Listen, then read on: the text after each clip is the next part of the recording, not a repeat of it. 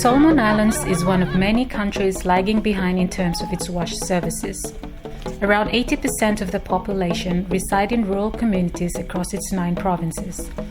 In the rural areas, only 54% of people have access to an improved water supply. With funding from the Australian government's Water for Women Fund, Plan, Live and Learn, International Water Centre and Solomon Islands National University have collaborated to develop the Community-Based Water Security Improvement Planning, or CWSIP, a contextualized approach to inclusive and climate-resilient water safety security planning for Solomon Islands. It is a 7-step process that helps water users and managers in villages think about the key risks to the local water security of all users. The main focus of the process is on capacity development and engagement of community members to understand and manage their water system and achieving water equity. The process is currently ongoing and at various stages. So far, there are impacts seen from the process.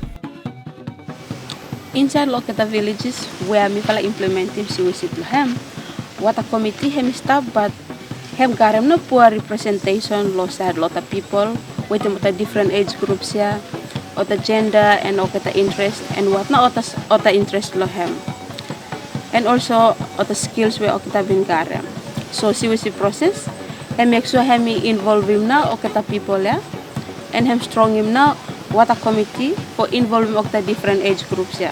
So time if I do now risk assessment and hazard identification law, quality blow water and quantity blow water and availability blow water. Hem expose him na community law what kind something na or the sabe when sabe kosim siki from other animals and other peoples and also time water hemideti. So everything ya hem sabe kosim siki and embara no good too much low healthy blood people. So CWSIP him also help him to community for understanding that other natural something of same drought. Him sabe make him to water supply for him low and also for make him to tank by him empty and also down by him empty too. CWSIP is seen as an enabler for individual communities to take the lead and be responsible in managing their own water system. In one of the monitoring villages, upon completion of water quality tests of their water source and water access points, it stirred up curiosity. People look forward to the results. In doing so, it prompted action, practical improvements such as cleaning dams to reduce contamination. CWSIP has established a favorable platform for both youths and women to be actively involved in the water management. Community blow water law, zone blow follow, so Mindes Save and Mindes Serem. So Mindes Serem and then Mindes Save or something. How no by me or same look at the water blow follow, low places in how for managing water, low village blow follow, same or look at the mod cleaning good of the pipe blow follow. How for maintaining water pipeline blow follow.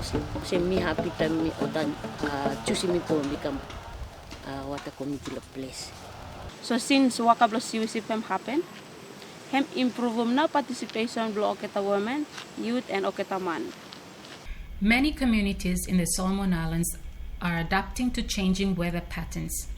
As the changing climate gets worse, including challenges of increasing water demand due to population growth, as well as increased land use activities, many shared water resources are threatened. This is why we are doing the research. Under the DFAT funded Water for Women Impact and Innovation Grant Project, these same partners and Earth Water People Solomon Islands are undertaking a research project called Community to Catchment Planning for Inclusive Climate Resilient Water Systems in Solomon Islands, which builds on the Community-Based Water Security Improvement Planning, or CWSIP, But now, with the intention to link it with the broader catchment scale discussions and promote water stewardship, incorporate consideration of climate change, population dynamics, and other future changes.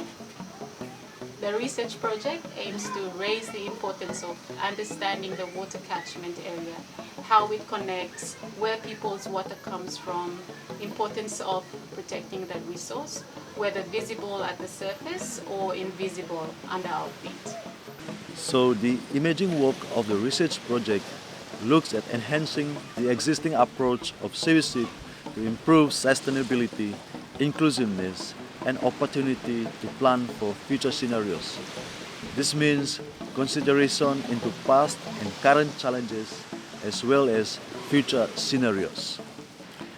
This approach tends to re-engage communities to motivate action planning for climate change through shared stories, ideas from other communities and places in Solomon Islands as well as the Pacific Islands.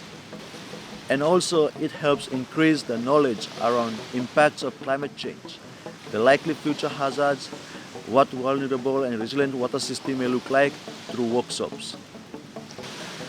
And it helps communities think about what future hazards are there and how they can affect their individual water supply systems, people's well-being, and the wider catchment systems. So this approach aims to instill, number one, future is important. Number two, planning for future scenarios ensures no regrets, actions now. Number three, it requires a collective action. Everyone has responsibilities. And number four, water for everyone is important. In addition to the water action planning process, which is based more on water supply protection at the community level, there need to be a more holistic approach to protect catchment level water resource management and water stewardship. The main idea here is with everything that is happening within the catchment, both man-made and natural fresh water quality and quantity is being compromised. So how can we keep it safe? Well, by using photography and photo voice to document, discuss the current state of health of their water source and catchment, communities have a platform to discuss environmental change that has happened over their lifetime, as well as their concerned future aspirations for their catchment. By discussing with other communities, they have a platform to reflect on the connections between themselves and their environment and with others in the catchment. This process aims to engender water stewardship through bringing communities together to consider that water is everyone's responsibility